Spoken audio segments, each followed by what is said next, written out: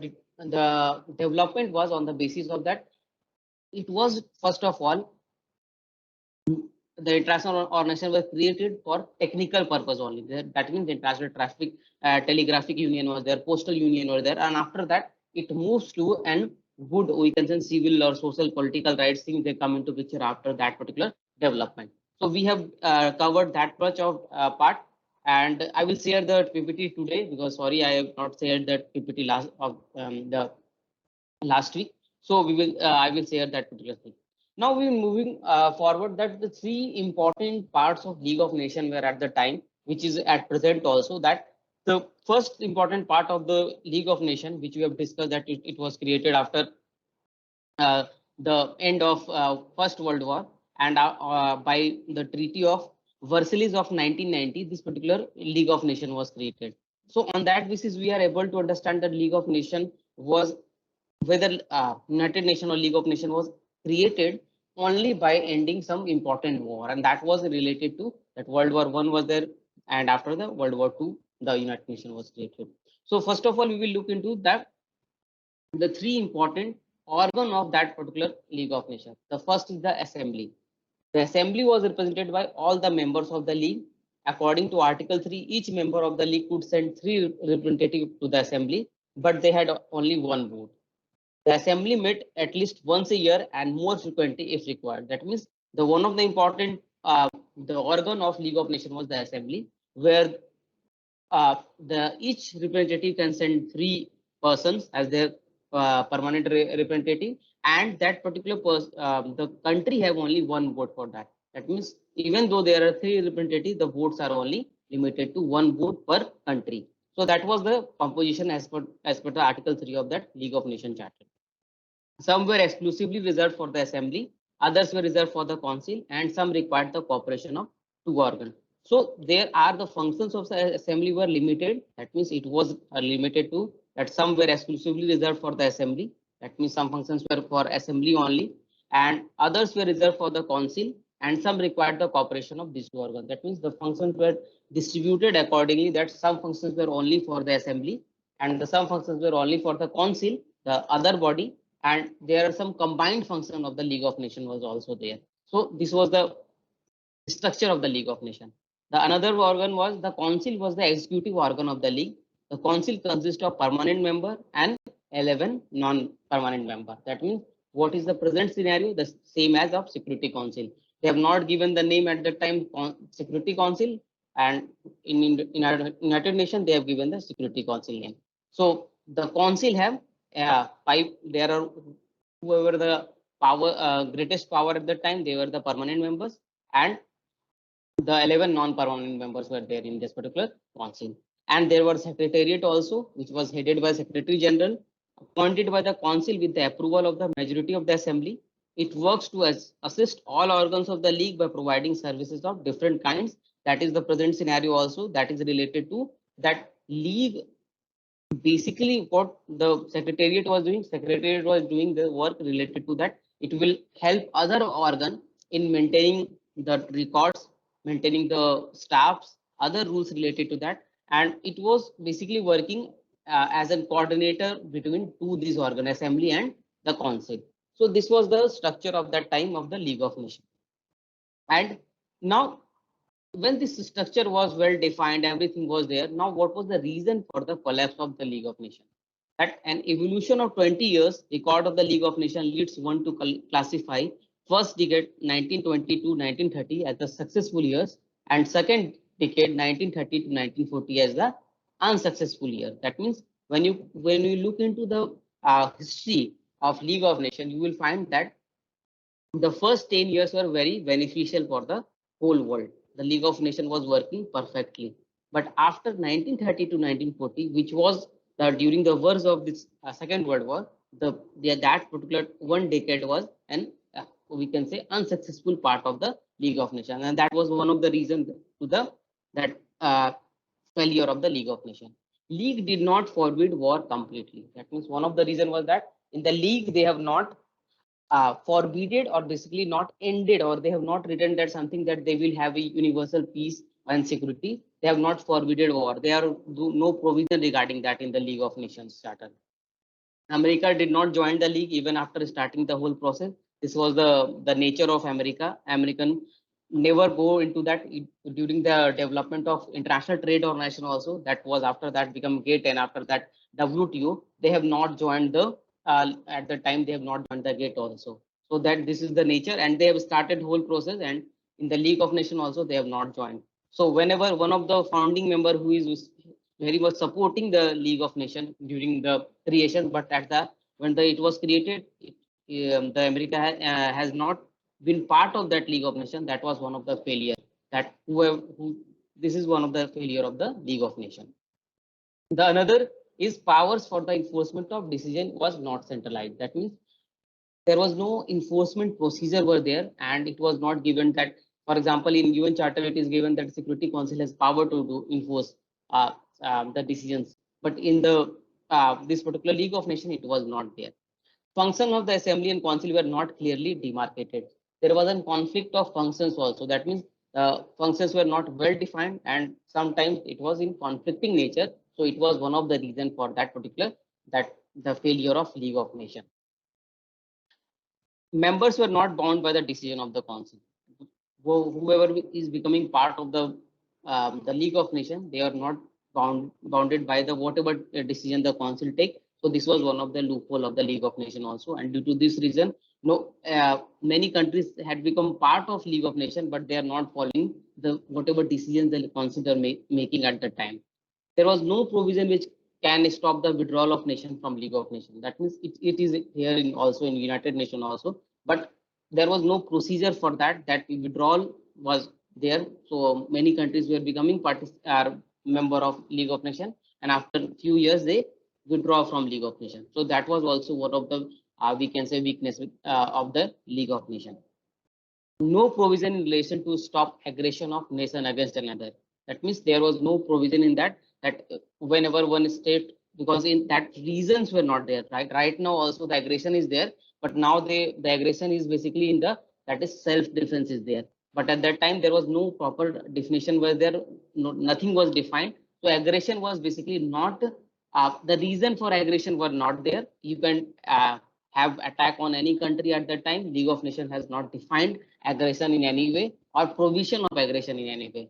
So this was basically the reasons regarding the failure of League of Nations. So combinedly, when these all reasons come together, that was a major setback to the we can say the structure of League of Nations, and due to that reason, this whole League of Nations has collapsed. So US was not member. It was basically started the whole procedure, but in the last they have not opted for its membership.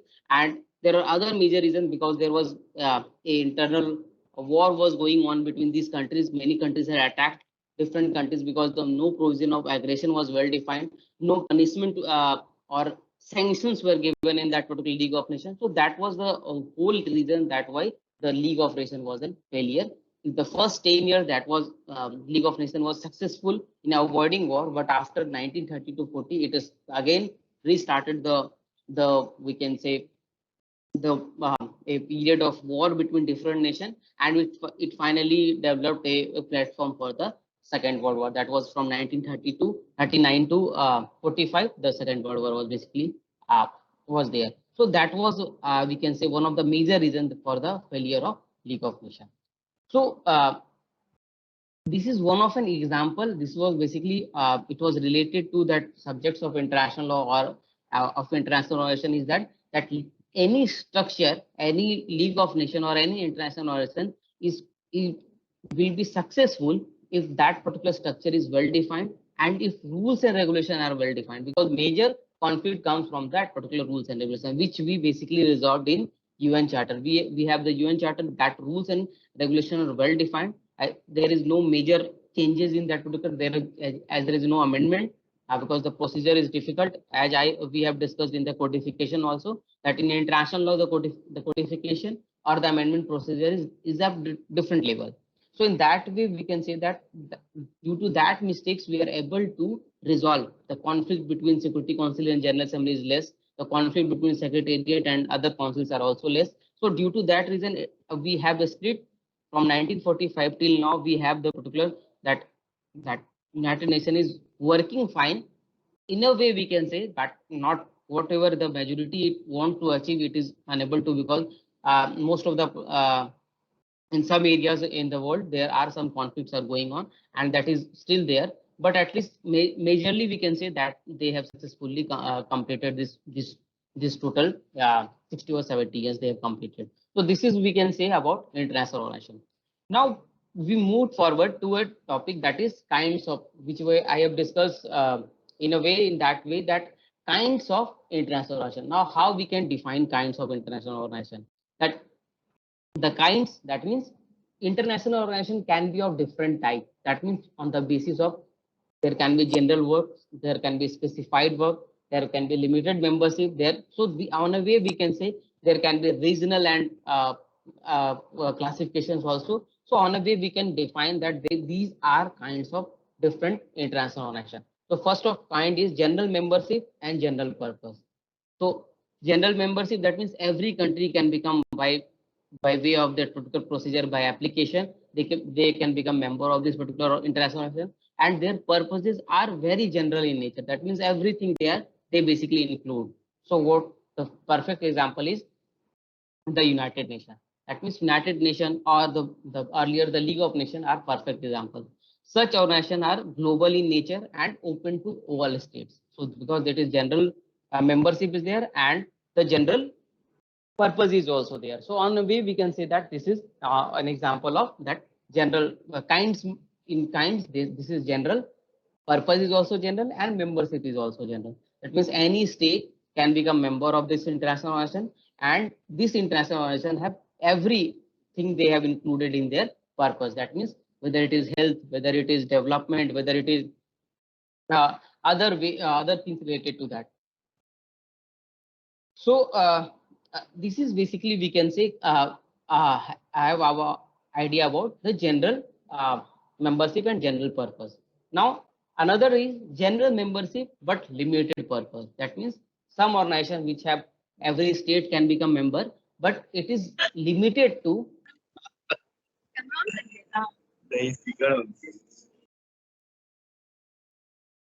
So it is limited to only that it is limited. The purpose is limited. For example, WHO, World Health Organization. Every country can become, every state can become member of WHO, but its only purpose is that it will work on the basis on only matters related to health. So it is general membership, but the purpose is limited in nature or limited purpose organization. The another type of organization that is limited membership and general purpose. Such organizations are open to states of particular region, and they are known as regional organization. That means, for example, SAARC, ASEAN. These organizations are basically regional organization, and in this particular regional organization, we have the purpose is general in nature. For example, if you take SAARC, SAARC is basically the secretariat of SAARC is in Kathmandu, and it looked everything related to that of South Asian region of 8 countries. Afghanistan is also there, Maldives is also there.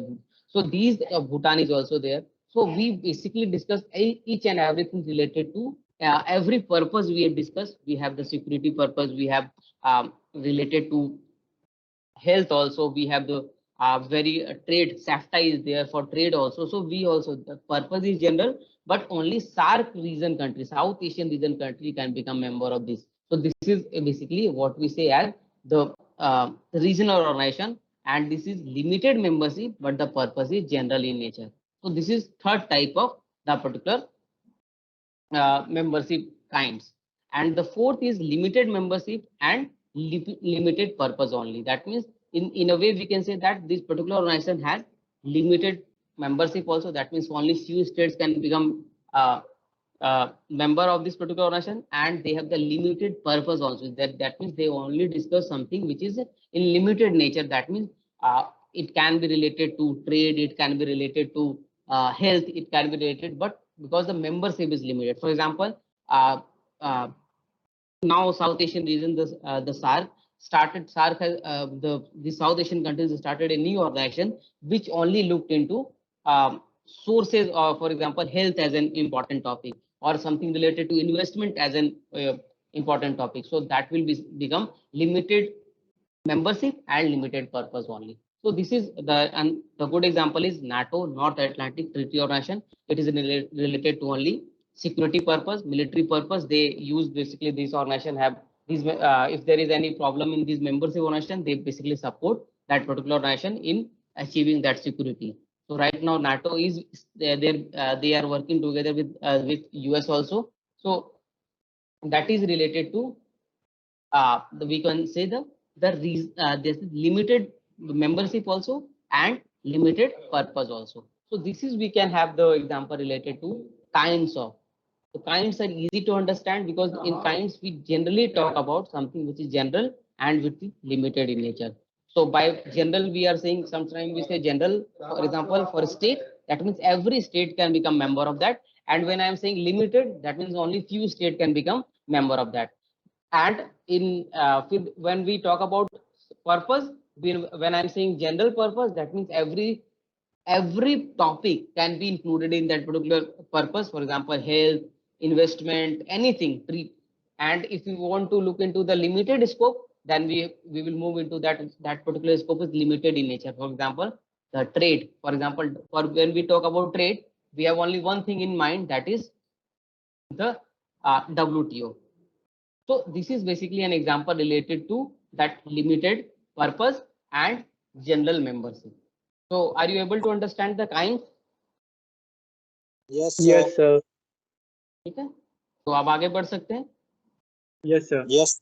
So now we are moving forward to that topic that is related to the what basically the international organization do. We have already discussed about states' rights and duties. We have discussed that state has right to make agreement. So and to maintain agreement also, they have duty to follow. They won't intervene in other states. So they will not impact the other states. So they will not interfere in the internal matters of the other states. So this is basically the rights and duties of state which we have discussed. So now what will be the role of the international organization? So because whenever an international organization is made, there are something very much important to that. That is the structure is very much important of that particular international organization, and that particular structure and well-defined internal rules is very much important for that international organization. That means if the rules are not well-defined, that will create problem. That will create conflict also. So the creation, a proper structure is needed, and in this particular structure, we need the international organization need a strong rules, and that rules should not be created in such in a we can say haphazard manner. It should be created with well defined manner so that it not create conflict. So this branch of international law, basically, that is, we can say the law of international organization. There is basically a subject which we study in our LLM also in international law, that is a law of international organization. That how the law should be created for international organization. There is a subject. I will not go into that particular thing, but it basically defined that in that particular subject we discuss about that how a perfect international organization can be created, and how we understand this particular concept. We understand this concept by way of that how many times how many times we have seen failure of different international organizations, and by getting idea by that mistake we are able to create something good in nature, and that we can say perfect in nature. So nothing is perfect, I can say, because we have to look into that part also, but still we can achieve perfection by way of removing our mistakes which we have done in the earlier creation of international organization. So this particular law will support that how we can have a good international organization, and because the role it works similar to that on the line of the state has also have to maintain some decorum, and the international organization have the same. In a state we have the democratic process of electing person. So in the international organization we also have the democratic system to elect the head of that particular international organization. In state also make internal and external relation with other international organization or state, and international organization have the same. International organization make relation with other international organization. International organization make relation or treaties with other state also. So their work is similar in nature. State have to also maintain finance. State have to also maintain procedures related to their how they will interact with other state. The international organization have the same way. They have to take on how to have finance, how to take how they will generate revenue also. They will look into that how they will have the procedure related to that, that how they will elect someone or how they will reject someone. So that should be also well defined. So now comes that new things come into that, that how this international organization come into picture and how what are the sources of this international organization. The sources of international organization are similar to that of the state. The first is the first source is the treaties and agreement which acts for the institution. That means the states should the whatever international organization have, it is based on some treaties. That can be when I'm talking about international organization, it can be by way of multilateral treaty. That means many states is signing that particular treaty, and by that they establish a, for example, is United Nations. United Nations, the founding members are only 50 at the time, and now we have more than 190, I think 193 members are right now. So this is the present status of the members. So when it was created in the 1945, 24th of October, that means the founding members were only 50 at that time. So these all countries have what they have done. They have not created something by brick or mortar. They have created something by way of treaty. They have created treaties and they have signed and they have agreed on the terms that we will follow this treaty on the basis of one of the very important principle on which international law is based. What is the one of the important principle on which international law is based? I have discussed in earlier classes also.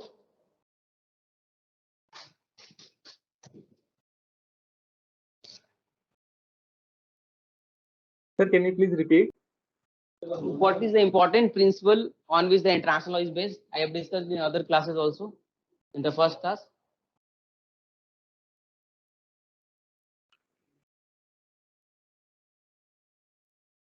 Yes, Rudra. You have unmuted and muted your mic again. Why? अरे sir, इसमें like आप हमेशा बताते रहते थे कि good fences makes good neighbour. वो नहीं, वो तो बस ऐसे ही था. वो तो मेरा अपना थॉट है. वो एक good fences make good neighbour is basically an poem which I have read in my some class 5 or 6 or 7. But relate करता है, सही बात है. रिलेट तो करता है, मगर प्रिंसिपल कौन सा है? मैंने प्रिंसिपल बार बार बताया आप लोगों को. Anyone the state should respect the sovereignty of the other states. That is ये भी प्रिंसिपल नहीं है. तुम लोग खाली स्लाइड लो और पढ़ो मत. सर स्लाइड भेज दीजिएगा, आपका काम हो जाएगा. कौन बताएगा? ज्योतिर्मय.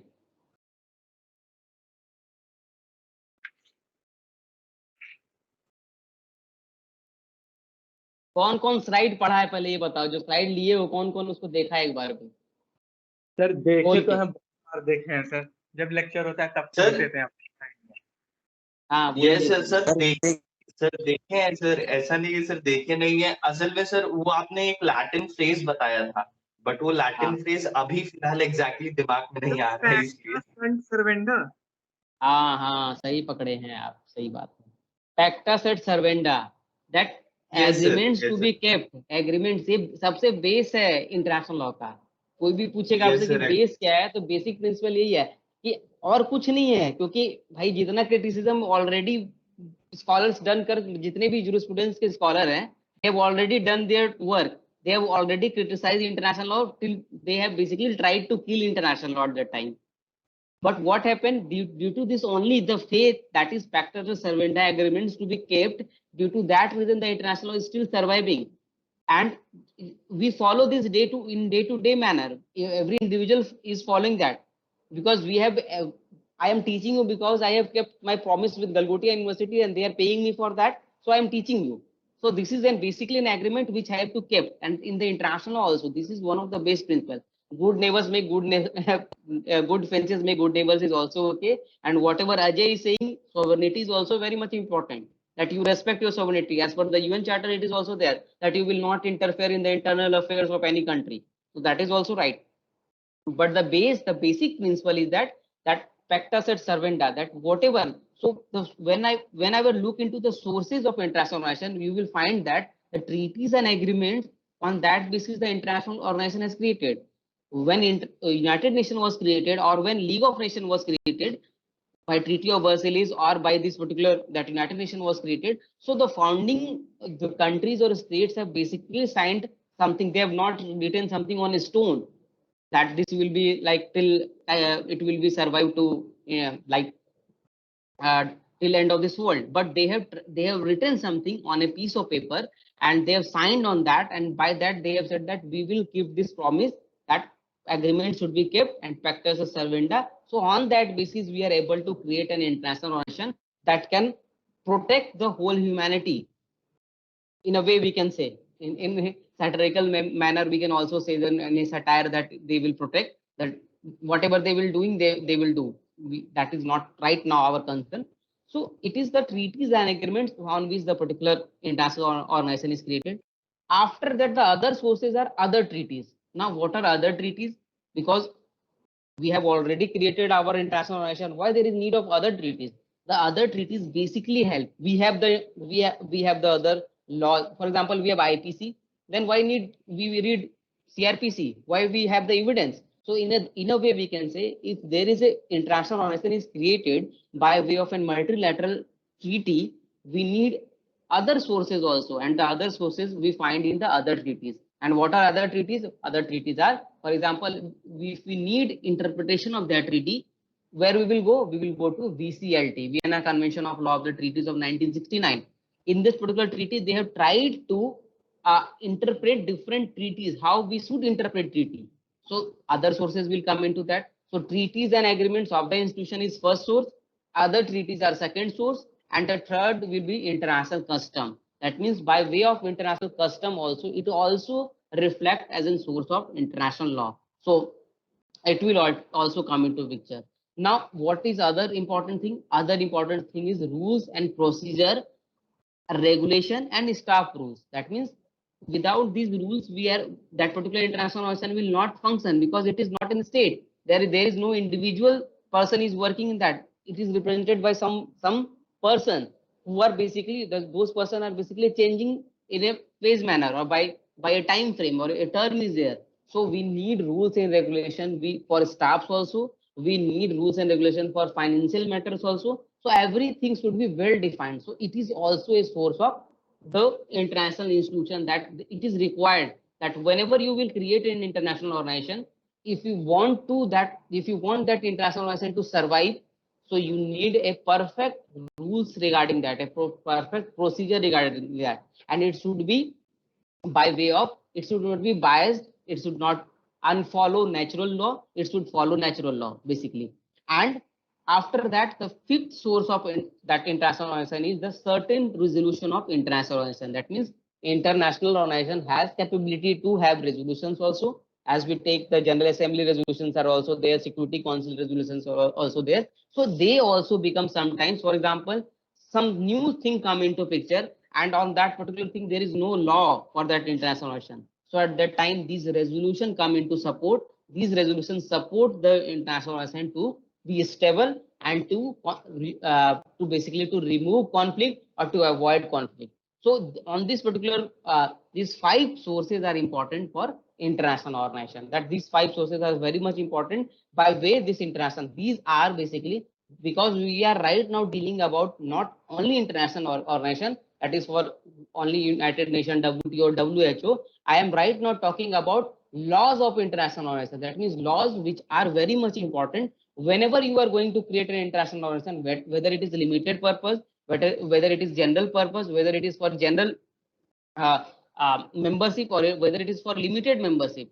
Each and every organization is basically require some important laws and procedure related to that, because without that it will be we can say it will be difficult for that organization to survive. And after that, one thing is very much come into picture, that is the role of international relation also come into picture, because there are many regional organizations are there, but when you look into the status of SAARC, it is very problematic, because we have internal politics are going on. The international relation is not good in nature. So it is a secondary part relating to laws of international organization. That means there should be a proper international relation is also very much required. So these are, we can say, an example of how the laws play a role in the creation of international organization, because it have the, because you have not well defined things are not there in international organization, then you will not able to ask for your rights and duties also, because if that is not well defined, your laws should be your agreements, your treaty on which your international organization is based, it should be well defined. So this is one of very much important. Now comes to the legal personality of the organization. The attribution of international legal personality to an organization endows it with separate entity distinct from its constituent element. That means if you have provided international legal personality, that means you are saying that you are different from other things which is basically constituting you. That means international organization is, UN is made by the members or state, but if you take into consideration, UN has a different international legal personality in respect to other states. That means 193 members are there, but when I will say United Nation means that it has an individual legal personality at that time also. That means United Nation has an international legal personality of different from their state, which is basically constituting that particular international organization.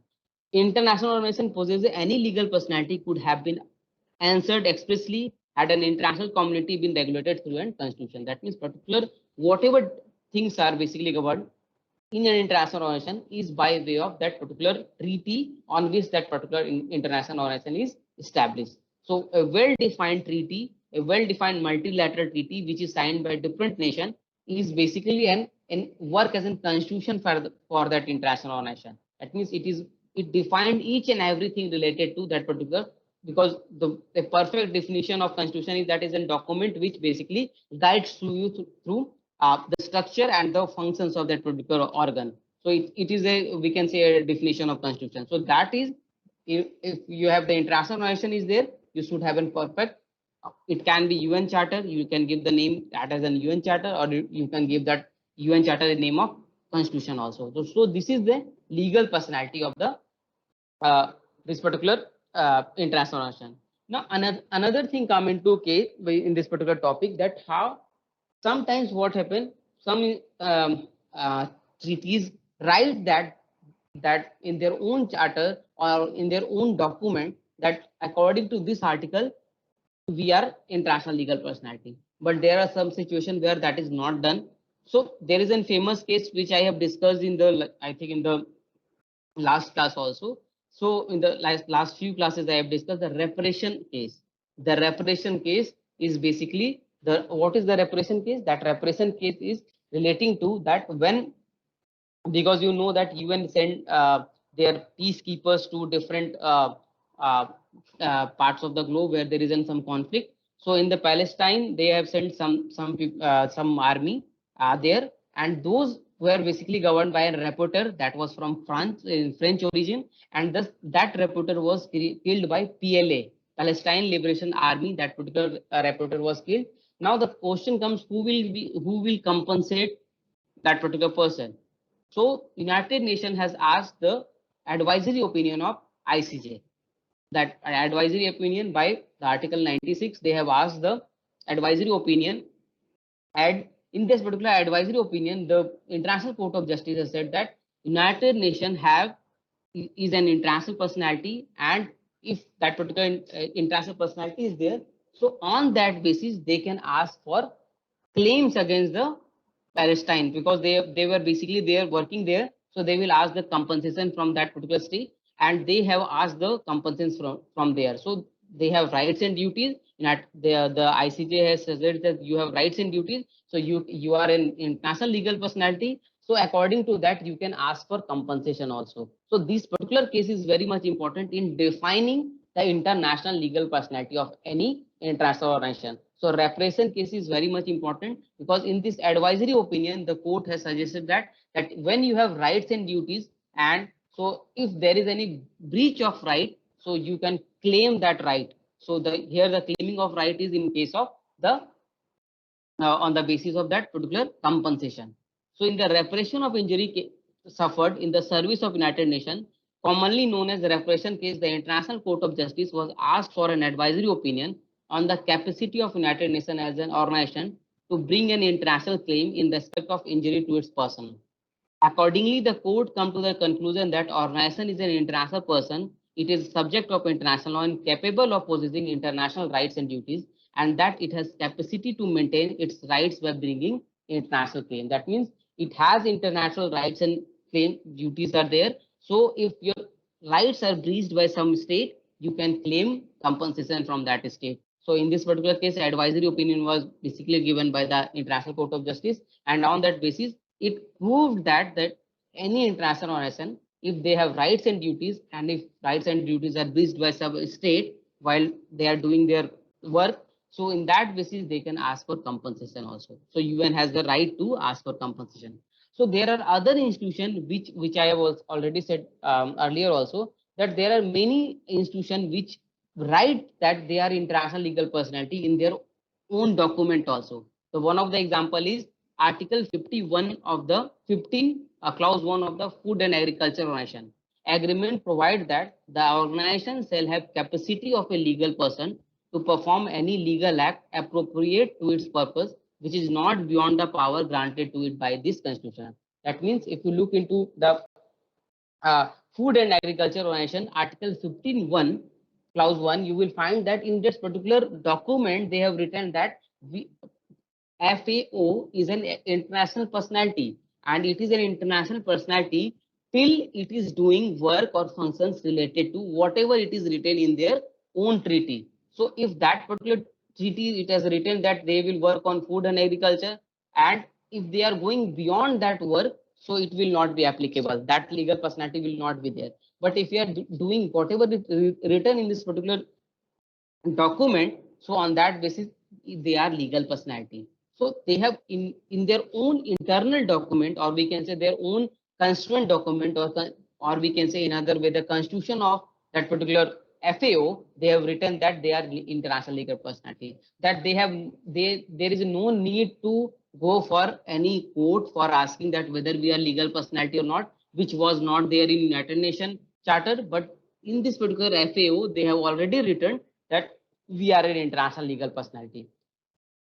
The Articles of Agreement of International Monetary Fund under Article 9, Clause 2, and of International Bank of Reconstruction and Development under Article 7, Clause 2, state that both the entities shall possess full judicial personality and particular capacity. That means these two are very much, that you all know that Monetary Fund, IMF, and the World Bank, all you know. So these two international organizations have also in their different articles, they have written that they have the full judicial capacity. That means they have inside their document, they have written that they are international legal personality, and they have well defined that thing in their document also. And that by saying that it is saying that by judicial personality, they have power to make contract, to acquire and dispose immovable and movable property, to institute legal personality. So these are the points which is related to that. If you have legal personality, you can do these things, and they have well defined these things in their own document. So there is no need to going to some XYZ court to ask them to refer or basically provide them whether they are international personality or not.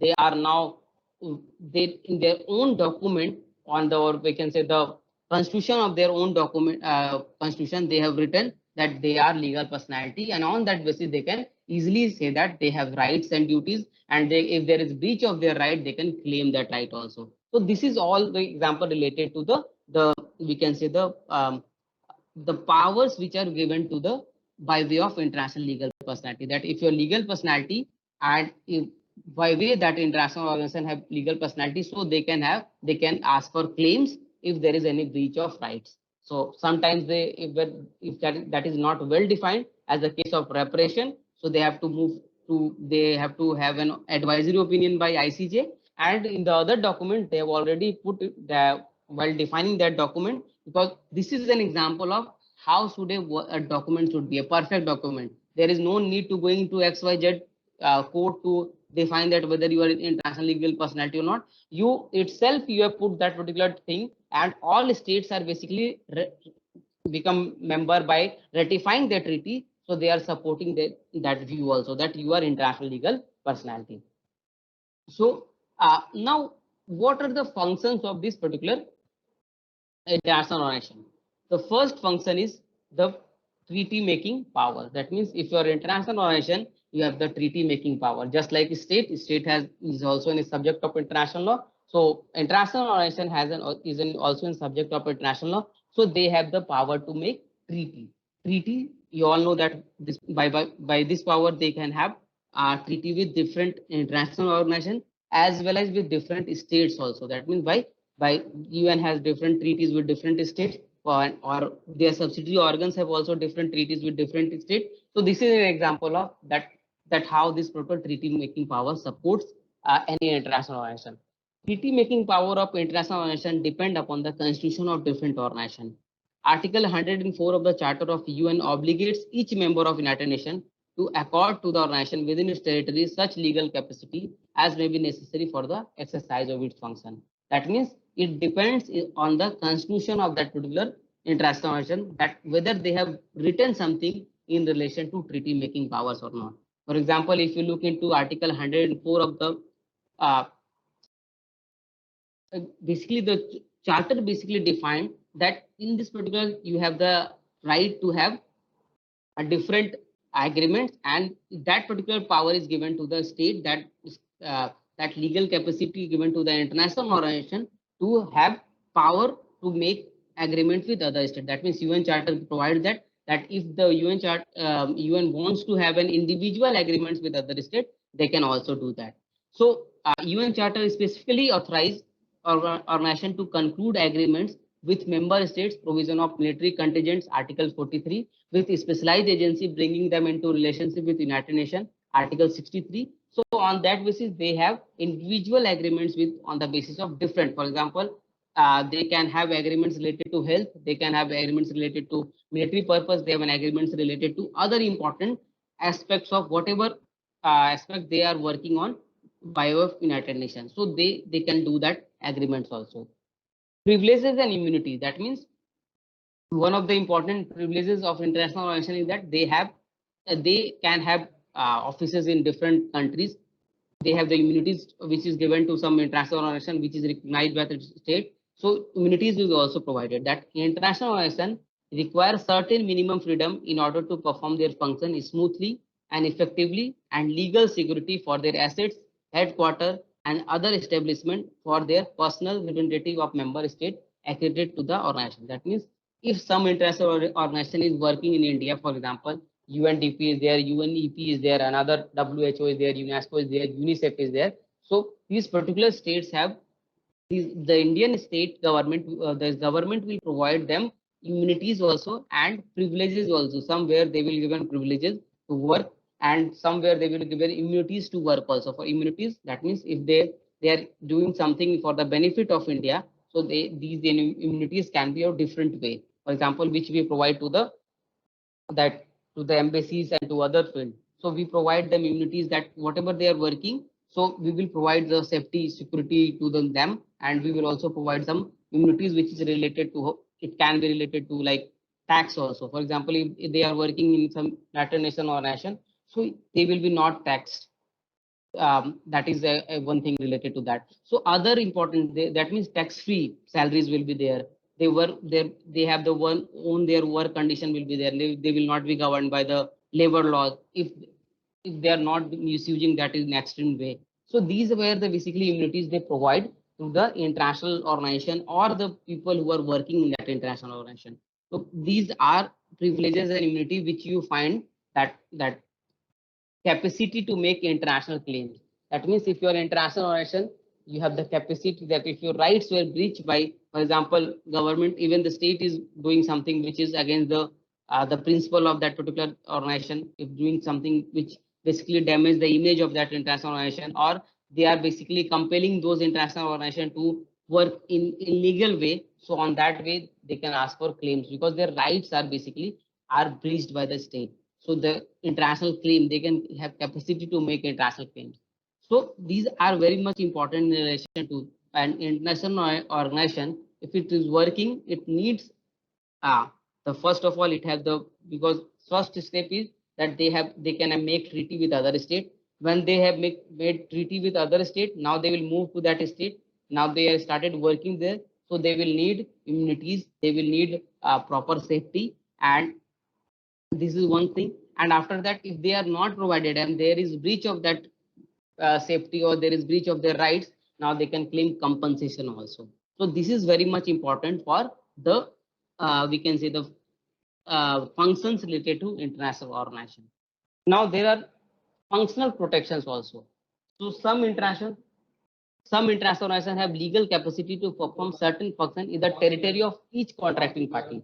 That means if you are working together, for example, if any contracting party is there, if the state is working in this particular region, so they have the contract to work in that particular region also. On a way, they can say that these power were provided by the treaty itself. That means if they have made any treaty or if any agreement they have made, so accordingly they have given only functional protection. That means whatever they are doing, they will provide them only on the basis of what the function they have written in the treaty. That is limited way. It is not that particular protection or immunity is not X. For example, if we have a treaty with WHO, it will work only on the matter of health. It should not be other things related to that. The government will not provide them immunities on that basis. So it is limited in on the basis of only functional protection is there. That means whatever function they will do, on that basis that protection will be given. And responsibility, now there will be responsibility of international organization also. That means international legal theory and international legal practice recognize proposition that international organizations are subject of international responsibility in the event of violation of international law by its obligation. That means if the international organization, if they are not performing their duty well, that particular claim can be also asked by the state also. For example, they are misusing the fund or they are not working properly, so that the responsibility also come into picture. It is also one of the important feature of international, that laws of international organization, that it should have to work properly. If that particular, when there is rights, there are duties also, so they have to work on their duties also. So these are basically, we can say, an example of that responsibility of international organization. So this is for this particular class, and tomorrow we will start the position of individual in international organization. That what position of individual in international law, basically. That what is the present scenario, we will discuss that. And as according to, I will try to have a discussion on that how individual is placed in different laws of international law in different way. For example, what is position of individual in international investment law? What is position of individual in international criminal law? So on that particular basis, I will try to basically convey that what is the present scenario of individuals in the international law. You have any question? No, sir.